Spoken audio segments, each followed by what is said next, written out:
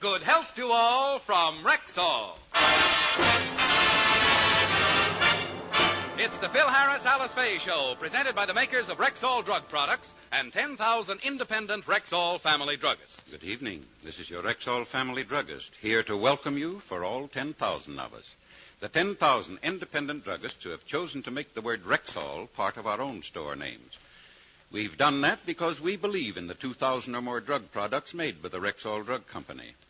And we've put the orange and blue Rexall sign on our windows to let you know we recommend and sell them. Bismarex is a good example of the quality of these products. This famous Rexall antacid often brings relief from acid indigestion within 5 minutes, neutralizing excess acidity, leaving a soothing, protective covering on irritated stomach membranes. Quality like that of Bismarex is what we family druggists are talking about when we tell you you can depend on any drug product that bears the name Rexall. Good health to all from Rexall.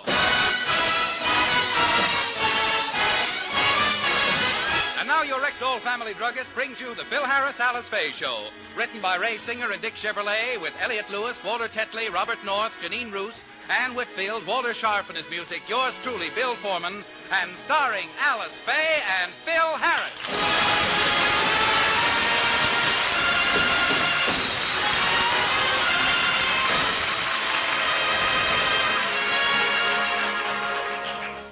Today is a big day in the Harris household. It's the master's birthday. Phil has just come downstairs, and Alice and the children and William are congratulating him. Happy birthday, Daddy. Many happy returns. Happy birthday, Philip. Happy. What's happy about being a year older? Do you realize that today the mantle of youth has slipped from my shoulders and is being replaced by the yoke of senility? What are you talking about? Today I'm 30. Come again, Wonga. How old are you? 30? But, Daddy, how can you be 30? Last year, Mommy said that you were... Phyllis, don't question your father. If he says he's 30, he's 30. You mustn't get him excited. Why not? Because it's not good for a man of 41.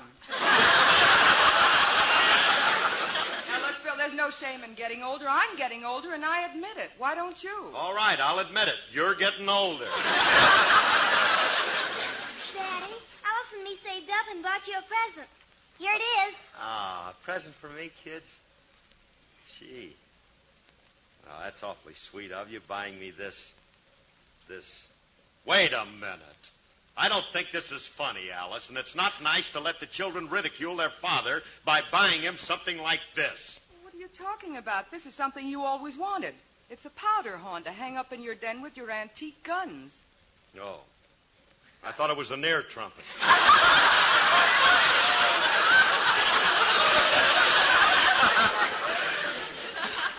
I'm sorry, kids.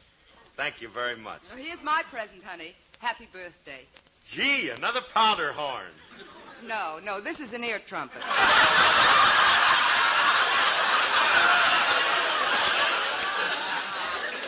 Stop kidding. Next year I'll need it, though.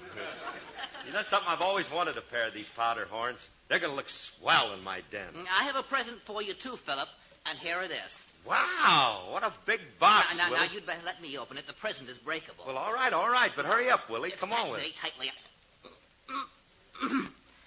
I have to exert a little more strength.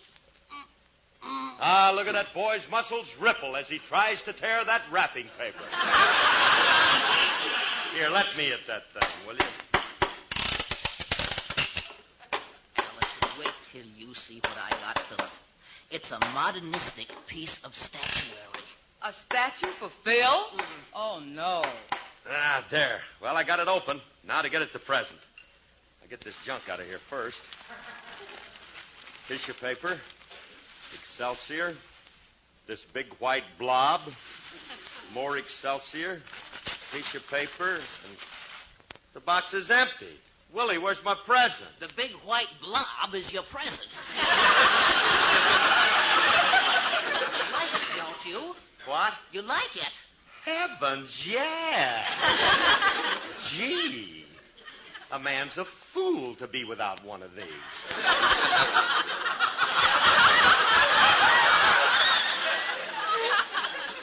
I'll wear it always. You don't wear it. Oh. Alice, how do you like it? Oh, Willie, this is really something. Isn't it? Philip, this is a modernistic statue, and it's all for you. Why, look at the way it's made. Somebody made this? I thought it was a fungus growth that attached itself to the box. I'll explain the statue to you. It's symbolic, and it represents the human struggle. This white lump is a woman kneeling with her hands outstretched. The three globe-like objects in front of it represent the phases of a person's existence: infancy, adolescence, and maturity. And they're all groping for the staff of life. Is that what that is? Looks like three bald-headed hobos fighting over a cigar butt.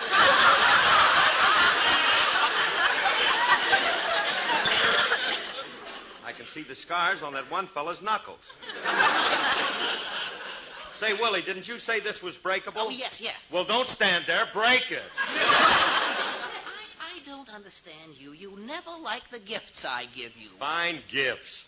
Last year you gave me a mahjong set, and for Christmas you gave me a squash racket. Well, I thought you'd enjoy the squash racket, but you never even used it. I did, too. I tried eating squash with it. Stuff kept leaking through the holes. Well, Philip, I know that if you study this statue, you'll get accustomed to it, and you'll just learn to love it. It's no use, Willie. Every time I look at it, I get sick at my stomach. I felt the same way when I first saw you, but I gave you a chance. Now, look, Philip, I have a friend who's an art dealer. I'll have him come over and point out the fine artistry of this work. Now, I'll go in and call him right now. Don't bother about it, Willie. Don't mind calling him. Oh, nuts. Alice, where does your brother find these things? Oh, Willie means well. I hope you're not angry with him for getting you this. No. Just to show him that there's no hard feelings, this year I'll buy my brownie cookies from him. Oh, Phil, you shouldn't laugh at Willie just because he thinks differently than you do. Don't forget, other people have been laughed at. Like who and what key are you singing it in?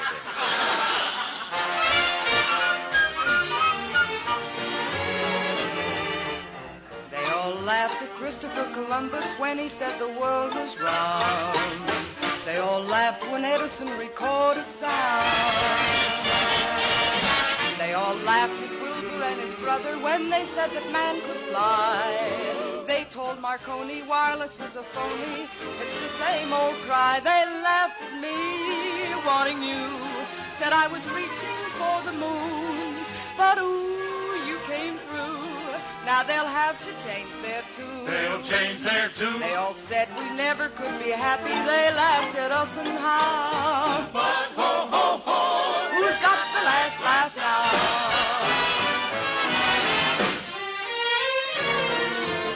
They all laughed at Rockefeller Center. Now they're fighting to get in. They all laughed at Whitney and his cotton gin. They all laughed at Fulton and his steamboat, Hershey and his chocolate bar. Ford and his Lizzie kept the laughers busy. That's how people are. They laughed at me, wanting you. Said it would be hello, goodbye. But ooh, you came through. Now they're eating humble pie. They all said we'd never get together. Darling, let's take a bow. Who's got the last laugh? I've got the last laugh. We've got the last laugh now.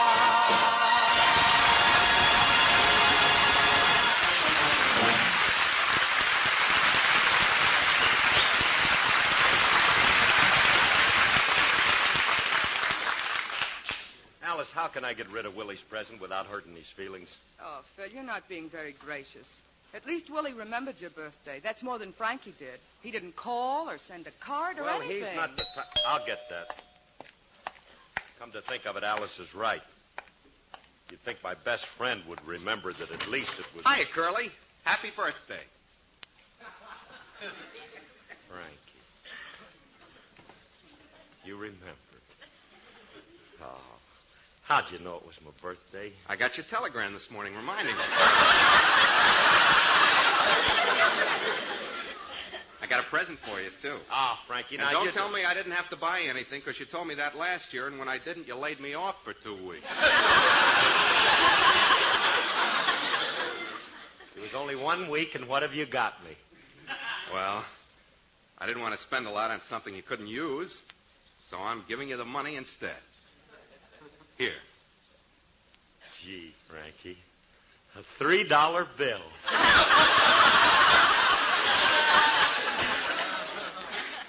I've never seen one of these. They're very rare. A friend of mine makes them to order.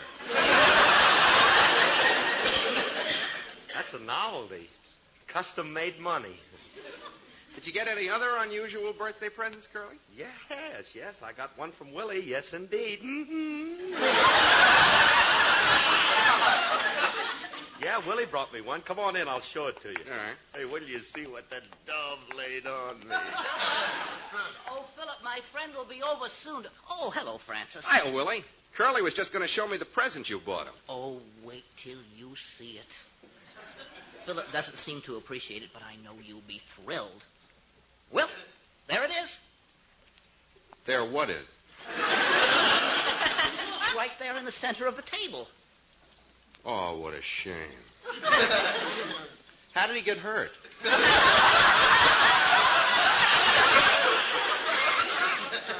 Francis, it's a modernistic statue. Isn't it beautiful? Look at those graceful lines. Oh, it's symmetry. Where'd you dig this up, son?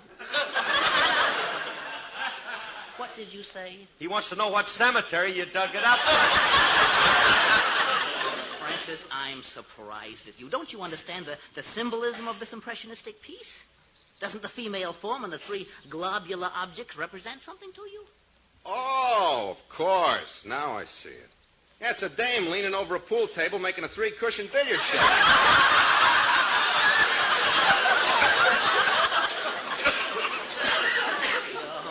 Never mind. We'll just have to wait until my art dealer friend gets here and explains it to you. Hey, Curly, you ain't going to keep this thing in the house, are you? Of course not. I'm going to carry it outside and bury it. Come on. Yeah. And the quicker I get this off of my hand, the quicker that I'll... Just a minute, Phil. Where are you going with that statue? I'm getting rid of this monstrosity. Oh, no, you don't. It's a gift, and you're going to keep it. Besides, it's not a monstrosity. The more I look at it, the more I like it. In fact, I understand it now. This kid's been sipping hot muscatel.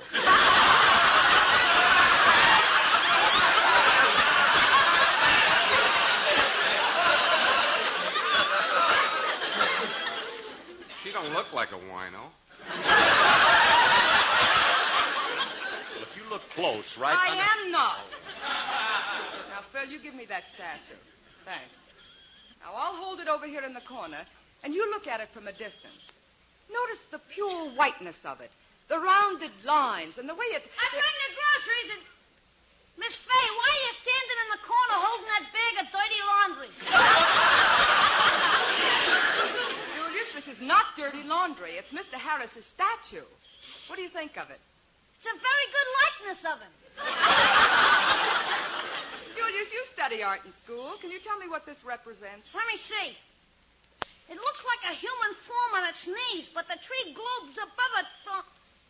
Oh, of course. Now I know what it is. What? Mr. Remley in a pawn shop begging for more money.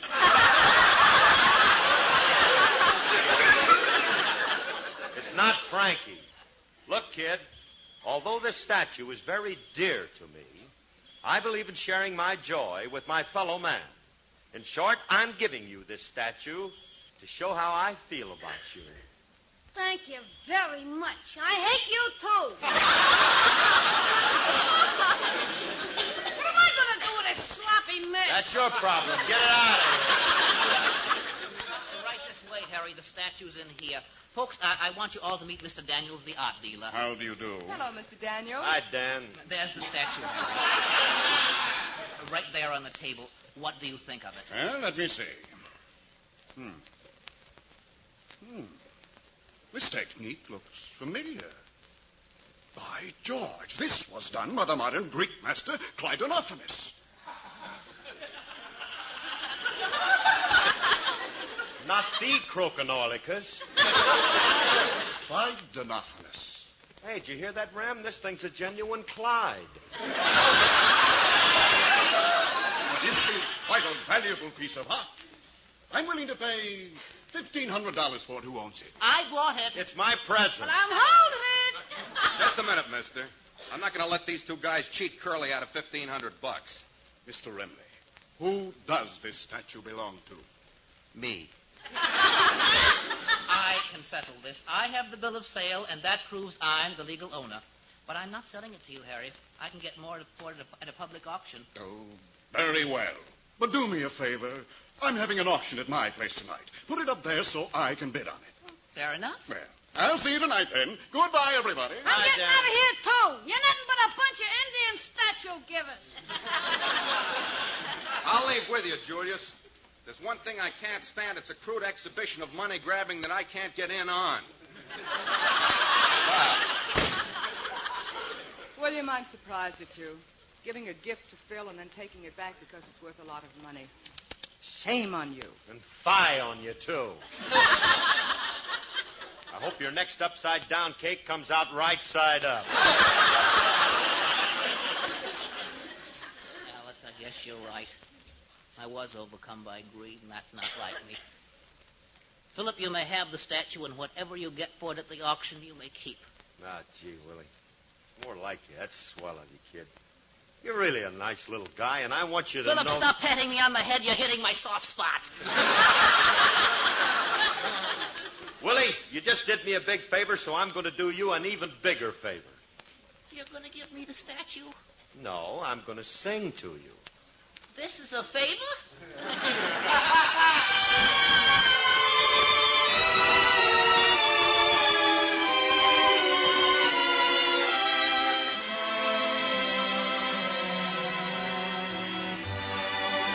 Up in the morning, out on the job, work like the devil for my pay. But that lucky old son got nothing to do but rule around heaven all day. Show me that river, take me across, wash all my troubles away. Like that lucky old sun, give me nothing to do but rule around heaven all day. Lord, can't you know he's pining? Tears all in his eyes. Send down that cloud with a silver lining. Lift him to paradise.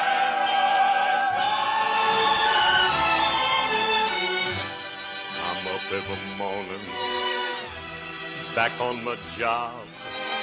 Work like the devil for my pay.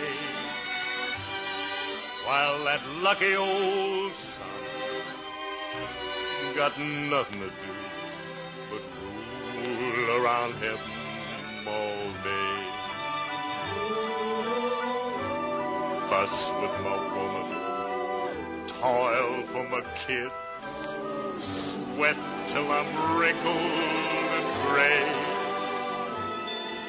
But that lucky old son, he ain't got nothing to do but rule around heaven all day. Good Lord above, can't you know I'm pining? Tears all in my eyes. Send down that cloud with a silver lining. Lift me to paradise. Through that river, take me across, wash all my troubles away. Like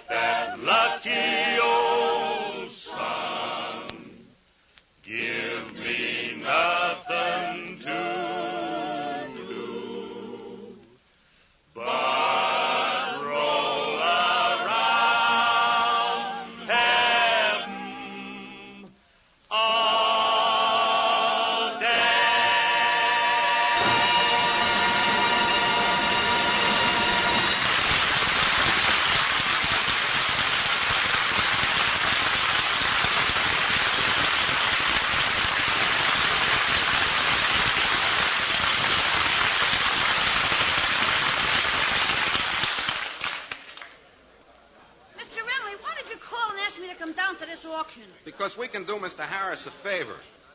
Willie took advantage of him, and, well, you know how Mr. Harris is. He's a babe in the woods. I know he is, but what's that got to do with it? Well, being a babe in the woods... Oh, babe in the woods. I thought you said aged in the woods.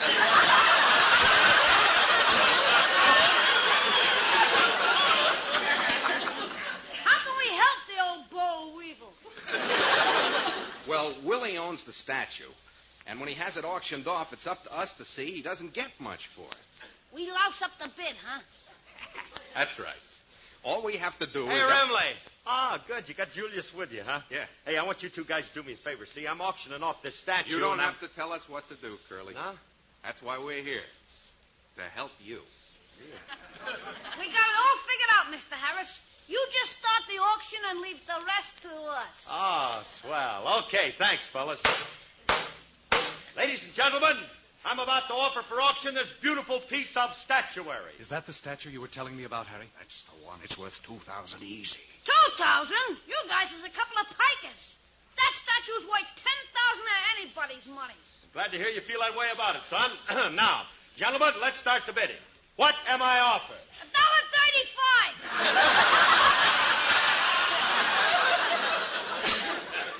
$1.35. Sold to Mr. Harris for $1.35. Wait a minute, Remley. Come here. What are you trying to do? We're helping you. Well, if you want to help, start with 1,000 and stick to it. But Curly... Don't argue. Just do as I tell you now. All right, now, gentlemen. I'm ready to hear your offers. What am I bid for this beautiful statue? $2,000. $3,000. $1,000.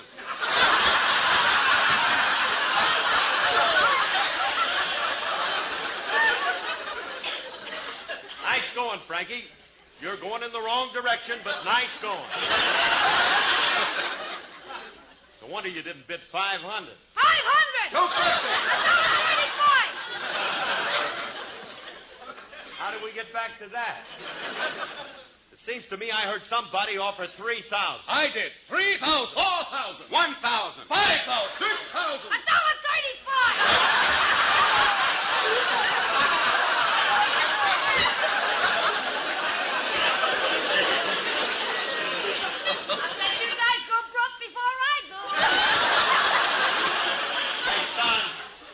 Hey, son, come over here and bring your friend, the one with the baggy pants face.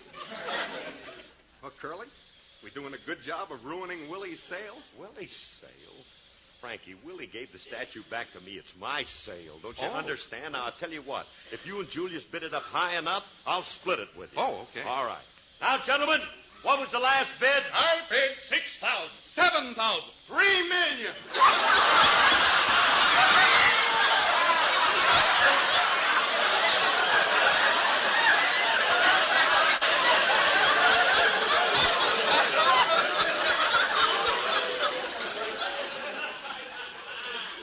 From 7,000 to 3 million? I could have sworn there was some numbers in between. Harris, 8,000 is my last offer. Take it or leave it. Do I hear more?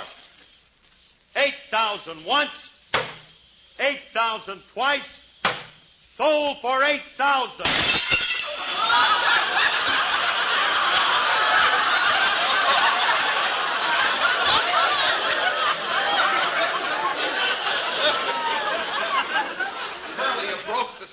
No, $8,000 smashed to pieces. Now I won't get a nickel for it. Julius, this is all your fault. This wouldn't have happened if you didn't start off with that ridiculous 35-cent bid. That ain't what I bid. What did you bid? $1.35. Sold to the boy with a slow leak in his head.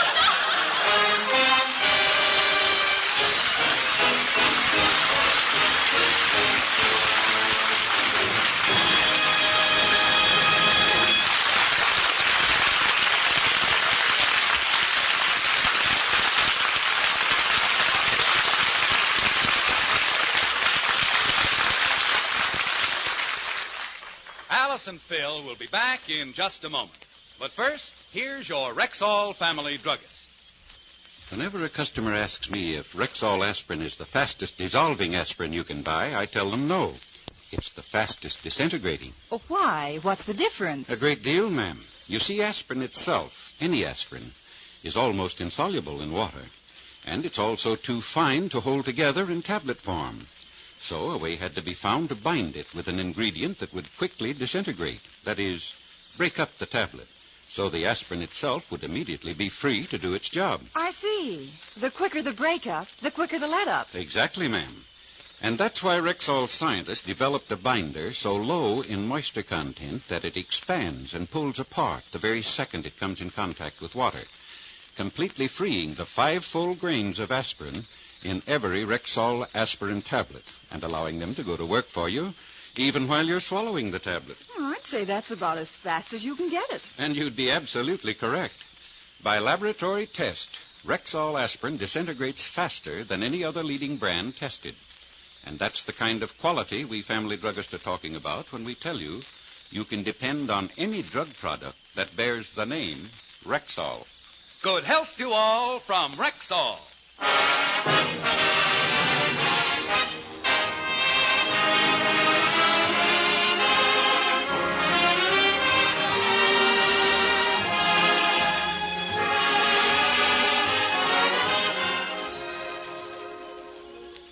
Phil, there's a friend of yours here to see you. Hello, Phil. Well, if it ain't Bob McLaughlin, one of Hollywood's leading disc jockeys. Hey, Bob.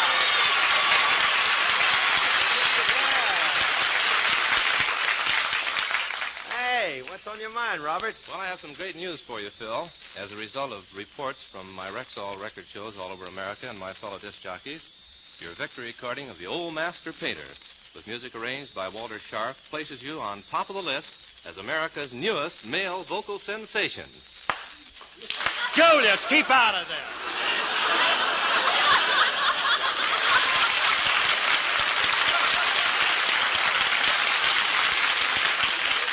And Phil, this scroll is our way of saying thank you, and we hope that you'll bring us another victor in a song real soon. Thank you, Bob McLaughlin. And incidentally, ladies and gentlemen, Bob McLaughlin has done over 350 15-minute programs all over the country for Rexall.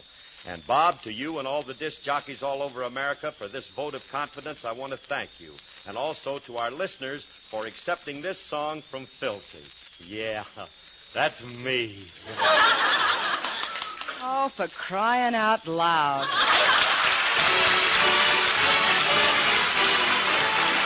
This program is produced and directed by Paul Phillips. Included in today's cast was John Stevenson. The part of Frankie Remley was played by Elliott Lewis, and Julius was played by Walter Tetley. Why cough your head off these winter days when there's such soothing relief with Cherisote, Rexall's popular cough remedy? Ruby red and pleasant tasting, Cherisote does double duty, soothing the raw and irritated membranes of your throat and bronchial tubes and helping to loosen your cough. See your doctor about any cough that hangs on. Ask for Cherisote wherever you see the orange and blue Rexall sign on the window. And remember, you can depend on any drug product that bears the name Rexall.